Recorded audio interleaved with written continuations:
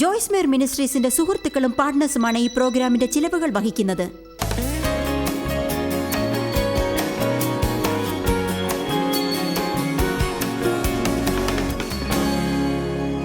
ജനങ്ങൾ നമ്മെക്കുറിച്ചൊന്നും അറിയാതെ, നാം ആരാണെന്നറിയാതെ നമ്മെ ന്യായം വിധിക്കുന്നതും വിമർശിക്കുന്നതുമാണ് ജീവിതത്തിലെ മോശമായ വേദനയിൽ ചിലതെന്ന് എനിക്ക് തോന്നുന്നു.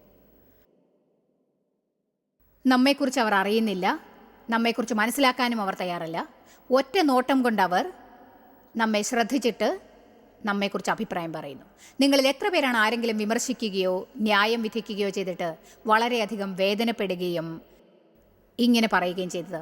നിങ്ങൾ എന്തിനെക്കുറിച്ചാണ് പറയുന്നതെന്ന് നിങ്ങൾ അറിയുന്നത് പോലുമില്ല. അത്തരം കാര്യങ്ങൾ നമുക്ക് സംഭവിക്കുമ്പോൾ അവയെ ഒഴിവാക്കാനുള്ള ഏറ്റവും നല്ല വഴി അത് മറ്റുള്ളവരുടെ മേൽ കാണിക്കുകയല്ല. ഇന്ന് ഞാൻ പെട്ടെന്ന് ന്യായം വിസ്തരിക്കുന്നതിനെക്കുറിച്ചാണ് നിങ്ങളോട് സംസാരിക്കാൻ തീരുമാനിച്ചിരിക്കുന്നത്. ആരെയും ന്യായം വിസ്തരിക്കാൻ തക്ക വിവരങ്ങൾ നമ്മുടെ പക്കലില്ല. ഇത് നിങ്ങൾ ഓർത്താൽ നന്നായിരിക്കും. ഒരിക്കലുമില്ല. നമ്മിൽ ഒരാൾക്ക് പോലും ആരെയും വിമർശിക്കാൻ വേണ്ടത്ര വിവരങ്ങൾ അറിയില്ല. നമുക്കെന്താണ് അറിയുക എന്ന് നമുക്കറിയാം, എന്നാൽ എന്താണ് അറിയാത്തതെന്ന് നമുക്കറിയില്ല എന്നതാണ് ഏറ്റവും രസകരം. നമുക്കറിയാവുന്ന കാര്യങ്ങളെക്കാൾ അറിയാത്തതായ കാര്യങ്ങളാണ് കൂടുതലുള്ളത്, സാധാരണയായി മറ്റുള്ളവരെ കുറിച്ചുള്ളവ. ആദ്യം നമുക്ക് 1 കൊരിന്ത്യർ 4 അധ്യായം 2 വാക്യം. 1 കൊരിന്ത്യർ 4:2. അപ്പോസ്തലനാവണമെങ്കിൽ ഒരാൾക്ക് എന്തൊക്കെയാണ് ആവശ്യം എന്നതിനെക്കുറിച്ച് പൗലോസ് ഇവിടെ പറയുന്നു. അയാൾ പറഞ്ഞു, ഗൃഹവിചാരകന്മാരിൽ അന്വേഷിക്കുന്നതോ അവർ വിശ്വസ്തരായിരിക്കണം എന്നതത്രേ. പക്ഷേ നിങ്ങളോ മനുഷ്യർ കഴിക്കുന്ന വല്ല വിസ്താരത്തിലോ എന്നെ വിധിക്കുന്നത് എനിക്ക് എത്രയും ലഘുകാര്യം. ഞാൻ എന്നെ തന്നെ വിധിക്കുന്നതുമില്ല. എനിക്ക് യാതൊരു കുറ്റത്തെക്കുറിച്ചും ബോധമില്ലെങ്കിലും അതിനാൽ ഞാൻ നീതിമാൻ എന്ന് വരികയില്ല. അതായത് ഇന്ന് നമ്മൾ സഹിക്കുന്നത് പോലെ തന്നെയായിരുന്നു അന്ന് പൗൽ ജനങ്ങളിൽ നിന്ന് സഹിച്ചത്. അയാളെ ദൈവം ഉപയോഗിക്കാൻ ശ്രമിച്ചിരുന്നു, അയാൾ ജനങ്ങളെ സഹായിക്കാൻ ശ്രമിച്ചിരുന്നു. അയാൾ എല്ലാം തികഞ്ഞവനെന്ന് ഉറപ്പാണ്. നമ്മൾ തികവുള്ളവരല്ല എന്നതുപോലെ അന്ന് ജനങ്ങൾ അയാളെ ന്യായം വിസ്തരിച്ചിരുന്നു. നമുക്കറിയാം സാത്താന് സഹോദരന്മാരെ തെറ്റിക്കുന്നവൻ എന്ന ഒരു പേരുണ്ടെന്ന്. മറ്റുള്ളവരെക്കുറിച്ച് നമ്മുടെ മനസ്സിൽ കടന്നു വരുന്ന ചിന്തകളെക്കുറിച്ച് നാം കൂടുതൽ ശ്രദ്ധാലുക്കളാകണം. കാരണം പലപ്പോഴും സാത്താൻ നമ്മുടെ ചിന്തകളിലേക്ക് നുണകൾ കൊണ്ടുവരുന്നു. അത്തരം ചിന്തകളുമായി നമ്മൾ ദൈവത്തിങ്കിലേക്ക് പോകാൻ പഠിക്കണം. എന്നിട്ട് പറയണം, ഇത് ശരിക്കും സത്യം തന്നെയാണോ, അതോ ഇതെൻ്റെ ജഡീകമായ മനസ്സിലെ അഭിപ്രായമാണോ, അതോ ഞാൻ ചിന്തിക്കാൻ പാടില്ലാത്തതോ? അപ്പോൾ നമുക്ക് അത്ഭുതകരമായ സമാധാനം ഉണ്ടാവും. എത്ര പേർക്കാണ് കൂടുതൽ സമാധാനം വേണ്ടത്? നമുക്കപ്പോൾ അധികമായി കിട്ടുന്ന സമാധാനം വിശ്വസിക്കാനാവില്ല. വീട്ടിൽ ചെന്നിട്ട് സ്വന്തം കാര്യം മാത്രം നോക്കുകയാണെങ്കിൽ ലഭിക്കുന്ന സമാധാനത്തിൻ്റെ ശതമാനം വളരെ കൂടുതലായിരിക്കും.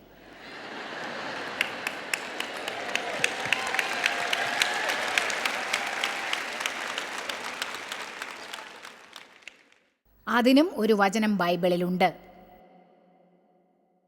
സ്വന്തം കാര്യം മാത്രം നോക്കുക. നമുക്ക് എല്ലാ കാര്യത്തെക്കുറിച്ചും എപ്പോഴും അഭിപ്രായം പറയണം. എനിക്ക് ഉത്തരവാദിത്വമില്ലാത്ത ഒരു കാര്യത്തെക്കുറിച്ച് അഭിപ്രായം പറയേണ്ടതില്ല എന്ന് ഞാൻ പഠിച്ചു. അതിൽ തലയിട്ട് എൻ്റെ അഭിപ്രായം പറയേണ്ട ആവശ്യമില്ലെന്ന് മനസ്സിലായി. അതുകൊണ്ട് പൗലോസ് ജനങ്ങളെ സഹായിക്കാൻ ശ്രമിച്ചു. ജനങ്ങൾക്ക് വേണ്ടി ത്യാഗം സഹിച്ച് എന്തെങ്കിലും സഹായം ചെയ്തു കൊടുക്കാൻ ശ്രമിക്കുമ്പോഴും അവർ നിങ്ങളെക്കുറിച്ച് തെറ്റായി വ്യാഖ്യാനിക്കുന്നതിനേക്കാൾ കൂടുതൽ വേദനാജനകമായിട്ട് ഒന്നും ഉണ്ടാവില്ല എന്നാണ് എൻ്റെ അഭിപ്രായം. നിങ്ങൾ ജനങ്ങളെ കൂടുതലായി സഹായിക്കും തോറും നിങ്ങളെക്കുറിച്ച് അഭിപ്രായം പറയാൻ അനേകം ജനങ്ങൾ ഉണ്ടാവുമെന്നത് അത്ഭുതകരമല്ലേ? അതുപോലെ നിങ്ങളൊരു സ്ഥാപനത്തിലെ മേലധികാരിയാണെങ്കിൽ ഒരു സാധാരണ ജോലിക്കാരനായിരിക്കുമ്പോൾ ഉള്ളതിനേക്കാൾ കൂടുതൽ ജനങ്ങൾ നിങ്ങളെക്കുറിച്ച് അഭിപ്രായം പറയും. നിങ്ങൾക്ക് പ്രൊമോഷൻ കിട്ടുമ്പോഴൊക്കെ ആദ്യം അത് ആവേശകരമായിരിക്കും. പക്ഷേ ഞാൻ പറയട്ടെ, പുതിയ ലെവൽ എപ്പോഴും പുതിയ ഡെവിളിനെ കൊണ്ടുവരും. ആരെങ്കിലും ആമേൻ പറയാമോ? ഹല്ലേലൂയ. നിങ്ങൾക്കൊരു വലിയ വീടുണ്ടാവും. ആ വീടിനെക്കുറിച്ച് ചില കൂട്ടുകാർ നിങ്ങളെ വിമർശിക്കാൻ നോക്കും. ഒരു രസകരമായ കാര്യം പറയട്ടെ, നമുക്കുള്ളത് മറ്റുള്ളവർക്കും ഉണ്ടെങ്കിൽ ആരും നിങ്ങളെയോ എന്നെയോ വിമർശിക്കാൻ തുനിയില്ല. നമുക്കുള്ളത് ഇല്ലാത്തവർ മാത്രമേ നമ്മെ വിമർശിക്കാൻ ശ്രമിക്കൂ. അതുകൊണ്ട് ഞാൻ പറയട്ടെ, അത് ശരിക്കും നേരായ ഒരു ചിന്തയല്ല. കൂടാതെ അത് സത്യസന്ധമായ വിമർശനം എന്ന വാക്കിൻ്റെ ശരിയായ അർത്ഥവുമല്ല. അത് അസൂയയാണ്. അതായത് നിങ്ങൾക്കുള്ളത് കൊണ്ട് അവർ ദേഷ്യപ്പെടുകയല്ല, അവർക്കില്ലാത്തത് കൊണ്ടാണ് അവർ ദേഷ്യപ്പെടുന്നത്. അതുകൊണ്ട് നമ്മൾ ഈ ന്യായവിസ്താരം കൊണ്ട് എന്താണ് ചെയ്യുക? ശരി, ആദ്യമായി നമുക്ക് എതിരായി വരുന്ന ന്യായവിസ്താരത്തെക്കുറിച്ച് ഒരു മിനിറ്റ് സംസാരിക്കാം. കാരണം മറ്റ് ജനങ്ങളെ വിമർശിക്കാതിരിക്കുന്നതിനേക്കാൾ അതിനെക്കുറിച്ച് സംസാരിക്കുന്നതാണ് നല്ലത് എന്ന് എനിക്ക് തീർച്ചയാണ്. എന്നാൽ അതിനെക്കുറിച്ച് ഏതാനും മിനിറ്റ് സംസാരിച്ച ശേഷം ആ കാര്യം വിട്ട് മറ്റെന്തിനെക്കുറിച്ചെങ്കിലും ഞാൻ പറയാം. അതിനാൽ 3-4 മിനിറ്റ് നേരത്തേക്ക് മാത്രം ഇത് കേട്ടാൽ മതി. പൗൽ പറഞ്ഞു, എന്നെക്കുറിച്ച് നിങ്ങൾ എന്ത് കരുതുമെന്ന് എനിക്കറിയില്ല, എന്നെക്കുറിച്ചുള്ള അഭിപ്രായം ഞാൻ കാര്യമാക്കില്ല. അങ്ങനെ പറയണമെങ്കിൽ നിങ്ങളുടെ ഹൃദയം വളരെ നന്നായിരിക്കണം. നമുക്ക് സ്വന്തം ഹൃദയം അറിയണമെന്നത് പ്രധാനമാണ്. കാരണം ദൈവം ഹൃദയങ്ങളുടെ ദൈവമാണ്. ഒരു വ്യക്തിയുടെ പെരുമാറ്റം എപ്പോഴും ശരിയായിരിക്കണമെന്നില്ല. ചിലപ്പോൾ അത് മനസ്സിലാക്കാൻ പ്രയാസമായിരിക്കാം. എന്നിട്ട് നമ്മൾ മറ്റുള്ളവരുടെ സ്വഭാവത്തെ വിമർശിക്കുന്നു. ദൈവവചനത്തെക്കുറിച്ച് കൂടുതൽ അറിയും തോറും തെറ്റായ പെരുമാറ്റത്തെ നിങ്ങൾ കൂടുതൽ അറിയും. നമ്മൾ വീണ്ടും ജനിക്കുമ്പോൾ വിട്ടുകളായി മാറുന്നില്ല. പകരം കൂടുതൽ സമർത്ഥരാകുന്നു, ബുദ്ധിമാന്മാരാകുന്നു, കൂടുതൽ അറിവുള്ളവരാകുന്നു. പറയുന്നതിൽ എനിക്ക് ദുഃഖമുണ്ട്. ശരിയായ കാര്യങ്ങൾ നമ്മൾ കൂടുതലായി ചെയ്യും തോറും തെറ്റായ കാര്യങ്ങളെക്കുറിച്ച് പെട്ടെന്ന് നാം വിമർശിക്കുന്നു. അതിനാൽ നമ്മൾ സ്വഭാവത്തെ വിസ്തരിക്കുന്നു. വേദപുസ്തകം പറയുന്നു അവരെ ഫലം കൊണ്ടറിയാമെന്ന്. എന്നാൽ നാം ഹൃദയത്തെയാണ് വിമർശിക്കാതെ ഇരിക്കേണ്ടത്. മറ്റുള്ളവരെയും വിമർശിക്കരുത്. അതേസമയം മോശമായി പെരുമാറുന്ന ആരെങ്കിലും കാണുമ്പോൾ അവർക്കായി പ്രാർത്ഥിക്കണം. നമ്മൾ പ്രാർത്ഥിക്കാത്ത ഒരു കാര്യത്തെക്കുറിച്ചും ഒരിക്കലും അഭിപ്രായം പറയരുത്. നമ്മൾ അപവാദം പറയാൻ പാടില്ല. നമ്മൾ ദൈവത്തിങ്കിലേക്ക് ചെന്ന് പ്രാർത്ഥിക്കണം. എന്നിട്ട് അങ്ങനെ ചെയ്യാൻ പരിശുദ്ധാത്മാവ് നമ്മെ നയിക്കുന്നുണ്ട് എന്ന് തോന്നിയാൽ മാത്രം അതൊരു വ്യക്തിയുടെ നന്മയ്ക്കാണെങ്കിൽ ചെയ്യുക. വേദപുസ്തകം ഒരു പദ്ധതി ഒരുക്കിയിട്ടുണ്ട്. ഒരാളുടെ സ്വഭാവത്തിൽ വേദപുസ്തക പ്രകാരം എന്തെങ്കിലും തെറ്റ് കണ്ടാൽ മാത്രം അവരോട് സ്വകാര്യമായി അതിനെക്കുറിച്ച് പറഞ്ഞ് അവരുടെ നന്മയ്ക്കും മറ്റുള്ളവരുടെ നന്മയ്ക്കുമായി അത് തിരുത്താൻ ഉപദേശിക്കുക എന്ന്. അതിനാൽ മറ്റുള്ളവരെ നേരിടാൻ പാടില്ല എന്നല്ല അർത്ഥം. ചിലപ്പോൾ ന്യായം വിസ്തരിക്കാതിരിക്കാൻ പഠിപ്പിക്കാനായി ശ്രമിക്കുമ്പോൾ, പ്രത്യേകിച്ച് ദൈവത്തെ സ്നേഹിക്കുന്ന ഒരാൾ നേരായത് ചെയ്യാൻ ആഗ്രഹിക്കുമ്പോൾ, അവരുടെ ഉത്തരം എല്ലായ്പ്പോഴും ഇങ്ങനെ പറയത്തക്കതായ ഒരു പരിധിയിലേക്ക് എളുപ്പത്തിൽ വരും. ഞാൻ ആരെയും ന്യായം വിധിക്കില്ല, ഞാൻ ആരെയും ന്യായം വിധിക്കില്ല, ഞാൻ ആരെയും ന്യായം വിധിക്കില്ല. എന്നിട്ട് എന്താണ് സംഭവിക്കുക? ഒന്നും കൈകാര്യം ചെയ്യപ്പെടുന്നില്ല. ഒന്നും പള്ളികളിൽ കൈകാര്യം ചെയ്യുന്നില്ല, ഒന്നും ബന്ധങ്ങളിൽ കൈകാര്യം ചെയ്യുന്നില്ല. അതൊട്ടും ശരിയുമല്ല. കാര്യങ്ങൾ എങ്ങനെ കൈകാര്യം ചെയ്യണമെന്ന് നാം അറിയണം. അവയെ കൈകാര്യം ചെയ്യാൻ നമുക്കറിയണം. ഞാൻ പറയാൻ പോകുന്നത് കേൾക്കൂ. താഴ്മ എന്ന മനോഭാവത്തോടെ നമ്മുടെ കണ്ണിൽ ഒരു ടെലിഫോൺ പോസ്റ്റ് കുത്തിയിരിക്കെ മറ്റുള്ളവരുടെ കണ്ണിലെ കോലെടുക്കാൻ നോക്കരുത്. ആമേൻ. നിങ്ങളിൽ എത്ര പേർ എന്നെ സഹായിക്കും? ഈ കൂട്ടം ശരിയായ കൂട്ടമാണോ എന്നറിയട്ടെ. നിങ്ങളിൽ എത്ര പേർ അഭിപ്രായം പറയുന്നവരാണ്? കൊള്ളാം. എൻ്റെ ദൈവമേ, വളരെ നന്ദിയുണ്ട്. ശരിയായ സന്ദേശം കേൾക്കാനായി ശരിയായ കൂട്ടത്തെയാണ് നീ കൊണ്ടുവന്നത്.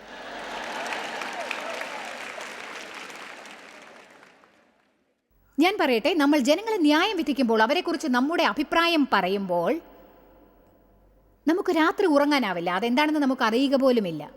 നമുക്ക് സന്തോഷമുണ്ടാവില്ല, ജീവിതത്തിൽ നമുക്കൊരു ഭാരമുണ്ടാവും, നമുക്കത് മനസ്സിലാവില്ല, എന്താണ് പ്രശ്നമെന്നറിയില്ല. നമ്മൾ സാത്താനെ ശാസിച്ചുകൊണ്ടേയിരിക്കും. എന്നിട്ട് ആരെങ്കിലും നമ്മുടെ അടുത്ത് വന്ന് നമ്മെ വിമർശിക്കുമ്പോൾ നാം അവരോട് കോപിക്കും. പക്ഷേ സത്യം ഇതാണ്, നമ്മൾ വിതച്ച വിത്തിൻ്റെ ഫലമാണ് നാം കൊയ്യുന്നത്. അവരും ഫലം കൊയ്യുന്നതാണ്. എന്നാൽ നാം മറ്റുള്ളവരോട് ചെയ്യുന്ന അതേ കാര്യം മറ്റുള്ളവർ ചെയ്യുമ്പോൾ നമ്മൾ ദേഷ്യപ്പെടുന്നത് അത്ഭുതം തന്നെയാണ്. നമ്മിൽ പലർക്കും നമ്മുടെ സ്വഭാവത്തെക്കുറിച്ച് ഒരു ഐഡിയയും ഇല്ലെന്ന് നിങ്ങൾക്കറിയാമോ? നമ്മൾ മറ്റുള്ളവർ ചെയ്യുന്ന കാര്യങ്ങളെല്ലാം കാണുന്നു, പക്ഷേ നാം അത് ചെയ്യുമ്പോൾ നാം അത് തെറ്റായി കരുതുന്നില്ല. അതുകൊണ്ട് ആരെക്കുറിച്ചെങ്കിലും അഭിപ്രായം പറയുന്നതിന് മുൻപ് നാം ഒരു കാര്യം ഉറപ്പാക്കണം. നമ്മൾ നമ്മെ മുഴുവനായി പരിശോധിച്ചിട്ടുണ്ടോ? നമ്മെ തന്നെ നോക്കിയിട്ട് നാം പറയേണ്ടത് ഇതാണ്: ദൈവമേ, എനിക്ക് അവരുടെ ഹൃദയം അറിയില്ല, അവരുടെ സ്വഭാവം തെറ്റാണെന്ന് ഞാൻ കാണുന്നു. അങ്ങ് എനിക്കത് വചനത്തിൽ പഠിപ്പിച്ചിട്ടുണ്ട്. പക്ഷേ എനിക്ക് അവരുടെ ഹൃദയം അറിയില്ല. അവരെന്തുകൊണ്ടാണ് അങ്ങനെ പെരുമാറുന്നതെന്ന് അറിയില്ല. അവരുടെ ജീവിതത്തിൽ എന്താണ് സംഭവിക്കുന്നതെന്ന് എനിക്കറിയില്ല. എനിക്ക് കുട്ടിക്കാലത്ത് പീഡിപ്പിക്കപ്പെട്ടതറിയാം. എനിക്ക് വിചിത്രമായ പല സ്വഭാവമുണ്ടായിരുന്നു. എനിക്ക് വ്യക്തിത്വത്തിൽ പലപ്പോഴും പലതരത്തിലുള്ള അപാകതകൾ ഉണ്ടായിരുന്നു. ജനങ്ങൾ എന്നോട് ചോദിക്കാറുണ്ട്, എന്താണ് നിനക്ക് സംഭവിച്ചത്? ഞാൻ ചിന്തിക്കും, എനിക്കെന്താണ് സംഭവിച്ചതെന്ന് ഇവരെന്തിനാണ് പറയുന്നത്? എന്താണ് ഇവർ സംസാരിക്കുന്നത്? എനിക്ക് തെറ്റൊന്നും ഉണ്ടായിരുന്നതായി തോന്നുന്നില്ല. അവർക്കൊക്കെയാണ് എന്തോ കുഴപ്പമുള്ളത് എന്ന് ഞാൻ കരുതി. അവർ അങ്ങനെ ചെയ്യാൻ കാരണം അവർ എൻ്റെ സ്വഭാവം മാത്രം കാണുന്നത് കൊണ്ടാണ്. അവരെൻ്റെ ഹൃദയത്തെ കാണുന്നില്ല. പലപ്പോഴും നമുക്കൊരാളുടെ സ്വഭാവം ഇഷ്ടമല്ലെങ്കിൽ അവരെക്കുറിച്ച് അറിയാൻ പോലും നാം ആഗ്രഹിക്കുകയില്ല. അതാണ് നമുക്ക് കഴിയുന്നത്ര ജനങ്ങളെ സഹായിക്കാൻ സാധിക്കാതെ പോകാനുള്ള ഒരു കാരണം. സഹായിക്കണമെങ്കിൽ നാം അവരെ അറിഞ്ഞിരിക്കണം. അതിനാൽ അഭിപ്രായം പറയുന്നതിൽ നാം സാവധാനത കാണിക്കണം. നാം പ്രാർത്ഥിച്ച് ദൈവത്തോട് അപേക്ഷിക്കണം, എൻ്റെ പെരുമാറ്റത്തിൽ നീരസപ്പെടുന്ന എന്തെങ്കിലും ഉണ്ടെങ്കിൽ ദൈവമേ എനിക്ക് കാണിച്ചു തരണമേ. ദൈവം എന്തിനെക്കുറിച്ചാണ് നോക്കുന്നത് എന്നതിനെക്കുറിച്ച് ഒരല്പം കൂടി നമ്മൾ നോക്കിയാൽ എന്ത് സംഭവിക്കും എന്നത് അത്ഭുതപ്പെടുത്തും. നമ്മൾ ജഡീകമായ അഭിപ്രായത്തിൽ ധൃതി പിടിച്ച എന്തെങ്കിലും മോശമായ തീരുമാനങ്ങൾ എടുക്കുന്നത് ഒട്ടും ശരിയല്ല. പൗൽ പറഞ്ഞു, നിങ്ങൾ എന്നെക്കുറിച്ച് എന്ത് കരുതുന്നു എന്നെനിക്കറിയണ്ട. ഈ ഭാഗം എനിക്ക് ഇഷ്ടപ്പെട്ടു. അയാൾ പറഞ്ഞു, ഞാൻ എന്നെ ന്യായം വിധിക്കാനും വിസ്തരിക്കാനും വിട്ടുകൊടുക്കില്ല. ഇവിടെ നമ്മൾ കാണുന്നത് ഇതാണ്: മറ്റുള്ളവരുടെ ന്യായവിസ്താരത്തെക്കുറിച്ച് നമ്മൾ കാര്യമാക്കേണ്ടതില്ല. കാരണം ഒടുവിൽ ദൈവം മുന്നിലാണ് നാം നിൽക്കാൻ പോകുന്നത്. അവനാണ് നമ്മുടെ കണക്കുകൾ ആവശ്യപ്പെടാൻ പോകുന്നത്. അതിനാൽ മറ്റുള്ളവരുടെ അഭിപ്രായപ്രകാരം നിങ്ങൾ ജീവിതം നയിക്കേണ്ടതില്ല. നിങ്ങളുടെ അഭിപ്രായത്താൽ മറ്റുള്ളവരുടെ ജീവിതം നിയന്ത്രിക്കാനും നിങ്ങൾ ശ്രമിക്കരുത്. കണ്ടില്ലേ, ജനങ്ങൾ നമ്മെക്കുറിച്ച് എന്ത് കരുതും എന്നതിനെക്കുറിച്ച് നമ്മൾ കൂടുതലായി ചിന്തിക്കേണ്ട ആവശ്യമേ ഇല്ല. നമ്മൾ നമ്മെ ന്യായം വിധിക്കേണ്ട ആവശ്യമില്ല. നമ്മൾ നമ്മെ പരിശോധിക്കണം. പക്ഷെ നിങ്ങൾ ചെയ്യുന്ന ഓരോ തെറ്റായ പ്രവൃത്തിയെയും കൂടുതലായി വിമർശിക്കുകയോ ന്യായം വിധിക്കുകയോ ചെയ്യാതിരിക്കാൻ പ്രത്യേകം ശ്രദ്ധിക്കേണ്ടതാണ്. അയാൾ വീണ്ടും ഇങ്ങനെ പറയുന്നു, എനിക്കെതിരായ ഒന്നിനെക്കുറിച്ചും ഞാൻ ബോധവാനല്ല. ഞാൻ കുറ്റമില്ലാത്തവനാണെന്ന് കരുതുന്നു. പക്ഷെ ആ കാര്യത്തിൽ ഞാൻ ദൈവം മുന്നിൽ കുറ്റക്കാരനല്ല. ദൈവമാണ് എന്നെ ശോധന ചെയ്യേണ്ടതും എന്നെ വിധിക്കേണ്ടതും. അതിനാൽ പൗൽ എല്ലാ തരത്തിലുമുള്ള വിധികളിൽ നിന്നും അകന്നിരുന്നു. അയാൾ പള്ളിയിൽ പതിവായി ജനങ്ങളെ തെറ്റുകൾ പറഞ്ഞ് മനസ്സിലാക്കി തിരുത്തിയിരുന്നു. അതായിരുന്നു അപ്പോസ്തലൻ എന്ന നിലയ്ക്ക് അയാളുടെ ജോലി, തെറ്റുകൾ ചൂണ്ടിക്കാണിക്കുക. പക്ഷെ അയാൾ മറ്റുള്ളവരുടെ ഹൃദയത്തെ ന്യായം വിധിച്ചില്ല. നിങ്ങൾ ഒരാളുടെ ഹൃദയത്തെ ന്യായം വിധിക്കുമ്പോൾ അവർ പെരുമാറുന്ന വിധത്തെ മാറ്റുവാനായി പതിവായി അവർക്ക് വേണ്ടി പ്രാർത്ഥിക്കേണ്ടതാണ്. എന്നാൽ നിങ്ങൾ അവരെ ന്യായം വിധിച്ചാൽ അവർക്കും നിങ്ങൾക്കും ഇടയിൽ ഒരു മതിലുണ്ടാകും. അതവരെ നിങ്ങളുടെ ജീവിതത്തിൽ നിന്ന് അകറ്റും. നിങ്ങൾ കൂടുതൽ സംസാരിക്കുന്നവരാണെങ്കിൽ നിങ്ങൾക്ക് എന്ത് തോന്നുന്നു എന്ന് എല്ലാവരോടും പറയാൻ ആരംഭിക്കും. അങ്ങനെയെന്നാൽ എല്ലാവരും നിങ്ങളെ അവരുടെ ജീവിതത്തിൽ നിന്ന് അകറ്റും. ദൈവത്തെ അന്വേഷിച്ച് ധാരാളം ജനങ്ങൾ പള്ളിയിലേക്ക് വരാൻ ശ്രമിക്കാറുണ്ട്. പക്ഷെ ക്രിസ്ത്യാനികൾ അവരോട് പെരുമാറുന്ന വിധം കാണുമ്പോൾ അവർക്ക് തോന്നും ദൈവം നല്ല ദൈവമല്ല എന്ന്. ഞാൻ ഒരു കാര്യം പറയട്ടെ, നമ്മൾ ഭൂമിയിലുള്ള ദൈവത്തെ പ്രതിനിധീകരിക്കുന്നു. അതിനാൽ ദൈവം അവരോട് പെരുമാറുന്നത് പോലെ നമ്മളും അവരോട് പെരുമാറേണ്ടതാണ്. ആരെങ്കിലും ഒരു ആമേൻ പറയും?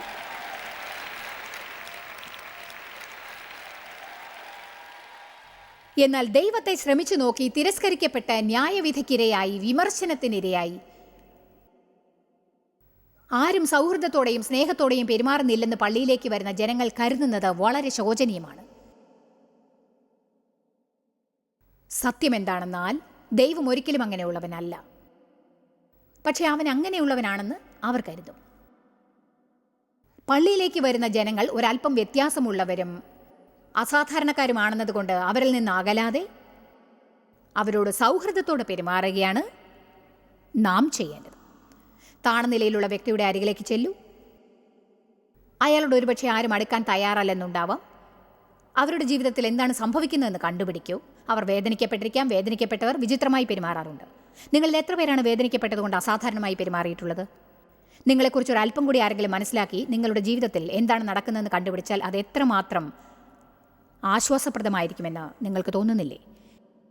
യേശു ജനങ്ങളെ സഹായിച്ചുകൊണ്ടേയിരുന്നു. അതായിരുന്നു യേശുവിൻ്റെ ജീവിതത്തിലെ ലക്ഷ്യം. 5-ാം വാക്യം, എന്നെ വിധിക്കുന്നത് കർത്താവാകുന്നു. ആകയാൽ കർത്താവ് വരുവോളം സമയത്തിന് മുൻപേ ഒന്നും ആരെയും വിധിക്കരുത്. അവൻ ഇരുട്ടിൽ മറഞ്ഞിരിക്കുന്ന എല്ലാ രഹസ്യങ്ങളെയും വെളിച്ചത്ത് കൊണ്ടുവന്ന് ഹൃദയങ്ങളുടെ ആലോചനകളെ വെളിപ്പെടുത്തും. അന്ന് ഓരോരുത്തനും ദൈവത്തിങ്കൽ നിന്ന് പുകഴ്ച ഉണ്ടാവും. ഇതിൻ്റെ അർത്ഥം എന്താണെന്ന് നോക്കുകയാണെങ്കിൽ ഗ്രീക്ക് നിഘണ്ടുവിൽ ഇതിനെക്കുറിച്ച് നോക്കിയാൽ അതിൻ്റെ മുഖ്യ നിർവചനം ദൈവത്തിൻ്റെ എന്നാണ്. അതിൽ പറയുന്നത് ഇങ്ങനെയാണ്, ദൈവത്തിൻ്റെ.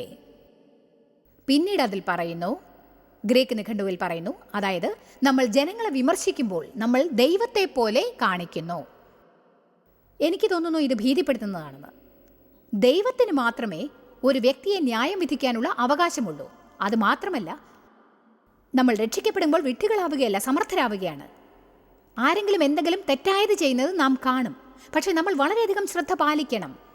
നമുക്ക് നീതിയെക്കുറിച്ച് അറിയാമെന്നത് സ്വയം നീതീകരണത്തിന് ഇടയാക്കരുത്. കാരണം ഒരുവൻ സ്വയം നീതീകരിക്കുന്ന നിമിഷം തന്നെ അവർ കൂടുതൽ വിമർശകരാവും, കൂടുതൽ ന്യായവിസ്താരകന്മാരാവും, ഈ ഭൂമിയിലെ അഭിപ്രായം പറയുന്ന ഏക വ്യക്തിയാവും. അതുകൊണ്ട് ദൈവത്തെ കൂടാതെ നാം ഒന്നുമല്ല എന്നറിഞ്ഞിരിക്കണം. നമ്മുടെ നീതി നാറുന്ന തുണികൾ പോലെയാണ്. യഥാർത്ഥ നീതി ദൈവത്തിൽ നിന്ന് ഒരു ദാനമായി വരുന്നതാണ്. അവനെ കൂടാതെ നമുക്കൊന്നും ചെയ്യാൻ സാധിക്കുകയില്ല.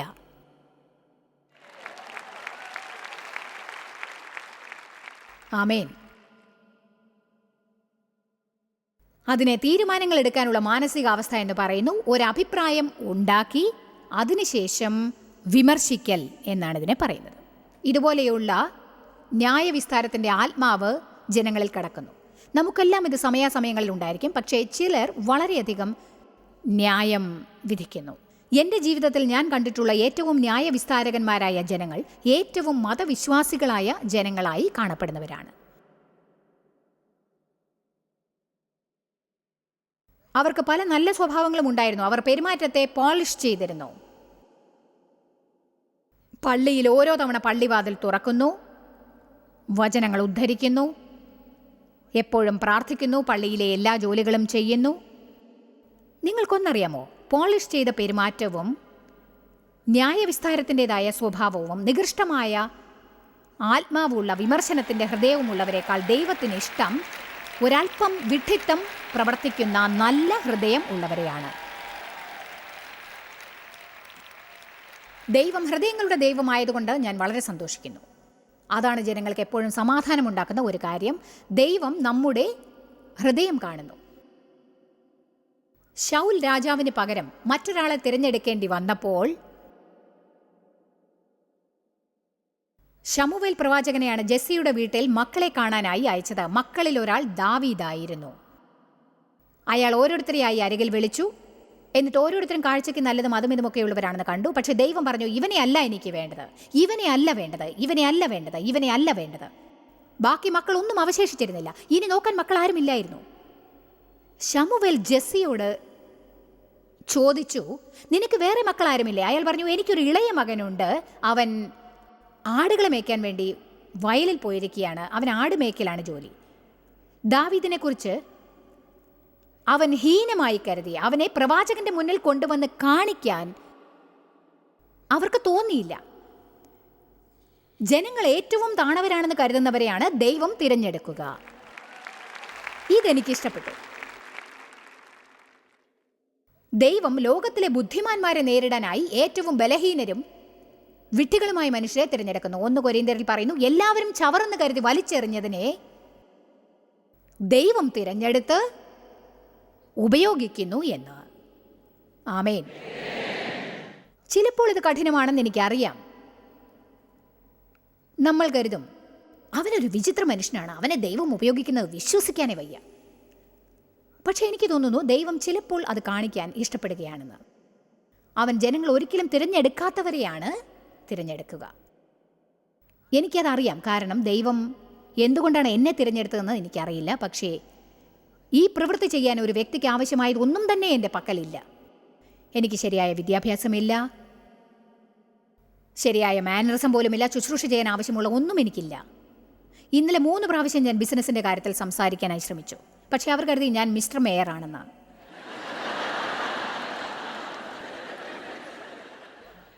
ഇങ്ങനെ ദൈവം എന്താണ് ചെയ്യുന്നത്? അസാധാരണക്കാരായവരെ എടുത്ത് ലോകമെങ്ങും പറഞ്ഞേക്കുന്നു. അത് രസകരമായി ദൈവത്തിന് തോന്നുന്നുണ്ടാവാം. പക്ഷേ അത് അത്ഭുതമാണ്. ദൈവം ഒരാളെ അഭിഷേകിക്കുമ്പോൾ ജനങ്ങൾ എന്ത് വിചാരിക്കും എന്നതൊരു പ്രശ്നമേ ആവുന്നില്ല.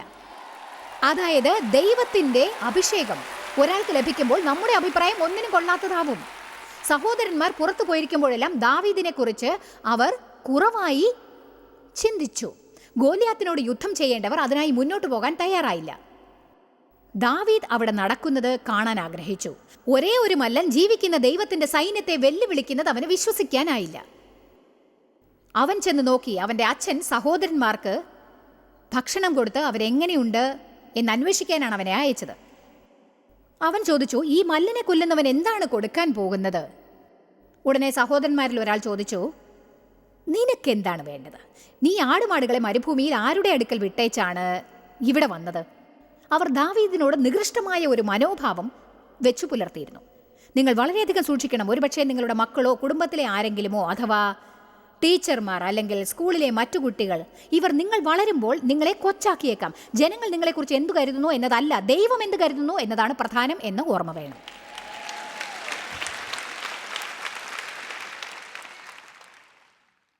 നമ്മൾ സ്വന്തം ജീവിതത്തിൽ ഉണ്ടാക്കാൻ ശ്രമിക്കുന്നതൊക്കെ മറ്റുള്ളവരിലും കാണപ്പെടണം എന്ന് പ്രതീക്ഷിക്കുന്നു. നമുക്കിനി യോഹന്നാൻ 8 നോക്കാം. ആദ്യത്തെ വാക്യം മുതൽ നമുക്ക് വായിക്കാം. ഞാൻ ഏതാനും വചനങ്ങൾ നിങ്ങൾക്ക് വായിച്ച് കേൾപ്പിക്കാം. യേശുവിൻ്റെ മുന്നിൽ വ്യഭിചാരിണിയായ ഒരു സ്ത്രീയെ കൊണ്ടുവന്നു. പക്ഷേ യേശു ഒലിവ് മലയിലേക്ക് അതികാലത്ത് തന്നെ പോയിട്ടുണ്ടായിരുന്നു. അവിടെ നിന്ന് അവൻ ദേവാലയത്തിലേക്ക് വന്നപ്പോൾ ജനങ്ങൾ കൂട്ടത്തോടെ അവൻ്റെ അരികിലെത്തി. അവൻ അവരോട് ഉപദേശിച്ചു കൊണ്ടിരിക്കുമ്പോൾ പരീശന്മാരും ശാസ്ത്രിമാരും വ്യഭിചാരത്തിൽ പിടിച്ച ഒരു സ്ത്രീയെ അവിടെ കൊണ്ടുവന്നു. അവൻ്റെ മുന്നിൽ എല്ലാവരും കാണുകെ അവളെ അവർ നിർത്തി. കണ്ടോ, അവരുടെ ഹൃദയ കാഠിന്യം കണ്ടില്ലേ? ആ സ്ത്രീയുടെ നാണക്കേടിനെ കുറിച്ച് അവർ ചിന്തിച്ചു നോക്കിയത് പോലുമില്ല. അവർ അവളെ കൊണ്ടുവന്നത് യേശുവിനെ കൊടുക്കാൻ വേണ്ടിയായിരുന്നു. അവൻ പരിതസ്ഥിതിയെ എങ്ങനെ നേരിടും എന്നറിയാൻ വേണ്ടി. അവർ പറഞ്ഞു, ഗുരു, ഈ സ്ത്രീയെ വ്യഭിചാര കർമ്മത്തിൽ തന്നെ പിടിച്ചിരിക്കുന്നു. മോശയുടെ നിയമപ്രകാരം ഇങ്ങനെയുള്ള സ്ത്രീയെ കല്ലെറിയണം എന്ന് കൽപ്പിച്ചിരിക്കുന്നു. പക്ഷെ ഇവളെ എന്ത് ചെയ്യണമെന്നാണ് നീ പറയുന്നത്? എന്ത് ശിക്ഷയാണ് വിധിക്കുന്നത്? ഇതവനെ പരീക്ഷിക്കാനായി ചോദിച്ചതാണ്. അവനെ കുറ്റം ചുമത്തുവാനായിട്ടാണ് അവർ ശ്രമിച്ചത്. പക്ഷെ യേശു കുനിഞ്ഞ് വിരൽ കൊണ്ട് നിലത്തെഴുതിക്കൊണ്ടിരുന്നു. ഇതിനെക്കുറിച്ച് എന്താണ് പറയേണ്ടത്? ദിവസവും ഓരോ അധ്യായം വായിച്ച് ദൈവത്തിൻ്റെ മാർക്ക് കിട്ടാനായി കുറേ വചനങ്ങൾ വായിക്കുന്നതിന് പകരം അവനോട് ചോദിച്ചാൽ അവൻ അത്ഭുതകരമായത് നിങ്ങളെ കാണിച്ചു തരും. അതുകൊണ്ട് ഒരിക്കൽ ഞാൻ അവനോട് ചോദിച്ചു, നീ എന്താണ് യേശുവേ ചെയ്തത്? ആ സ്ത്രീ നാണിച്ച് മുന്നിൽ നിൽക്കുമ്പോൾ നീ എന്താണ് നിലത്ത് വരച്ചുകൊണ്ടിരുന്നത്? അപ്പോൾ അവൻ എനിക്ക് കാണിച്ചു തന്നു. അവൻ എന്താണ് കാണിച്ചതെന്നറിയാമോ? അവൻ അല്പനേരം ചിന്തിച്ചു, ആ പരിതസ്ഥിതിയിൽ എന്താണ് ചെയ്യുക. ദൈവത്തിന് ആ പരിതസ്ഥിതിയിൽ എന്താണ് പറയാനുള്ളതെന്ന് കാണുകയായിരുന്നു എന്ന്. എനിക്കിത് വളരെ ഇഷ്ടപ്പെട്ടു. നമ്മൾ അതുപോലെയുള്ള ഒരു പരിതസ്ഥിതിയിലായിട്ട് മറ്റുള്ളവരുടെ അഭിപ്രായവും ന്യായവിധിയും അവരുടെ തീരുമാനവും കേൾക്കാനിരിക്കെ ദൈവത്തോട് ഒരു നിമിഷം പറ്റിച്ചേർന്ന് അവൻ്റെ സന്നിധിയിൽ ചെന്ന് ചോദിച്ചാൽ, ഞാൻ ഈ പരിതസ്ഥിതിയെ എങ്ങനെയാണ് കൈകാര്യം ചെയ്യേണ്ടത് എന്ന് ചോദിക്കുകയാണെങ്കിൽ എത്ര മനോഹരമായിരിക്കുമെന്ന് ചിന്തിച്ചു നോക്കൂ. അവൻ കുനിഞ്ഞ് വിരൽ കൊണ്ട് തറയിൽ വരച്ചുകൊണ്ടിരുന്നു. 7-ാം വാക്യം. എന്നാൽ അവരോ അവനെ ശല്യപ്പെടുത്തിക്കൊണ്ടിരുന്നു. അപ്പോൾ അവൻ തല നിവർന്ന് അവരോട് പറഞ്ഞു, നിങ്ങളിൽ പാപമില്ലാത്തവൻ അവളെ ഒന്നാമത് കല്ലെറിയട്ടെ. പിന്നെയും അവൻ കുനിഞ്ഞ് വിരൽ കൊണ്ട് നിലത്ത് എഴുതിക്കൊണ്ടേയിരുന്നു. ഇനി ഇതെനിക്ക് പ്രധാനപ്പെട്ടതാണ്. കാരണം അവൻ പറയേണ്ടത് മാത്രം അവൻ പറഞ്ഞു, കൂടുതലുമില്ല കുറവായും പറഞ്ഞില്ല. എന്നിട്ട് അവൻ മൗനമായിരുന്നു. നാം ചിലപ്പോൾ ന്യായം വിധിക്കാനായിരിക്കുമ്പോൾ നാം ഒരുപാട് കാര്യങ്ങൾ സംസാരിക്കാറുണ്ട്.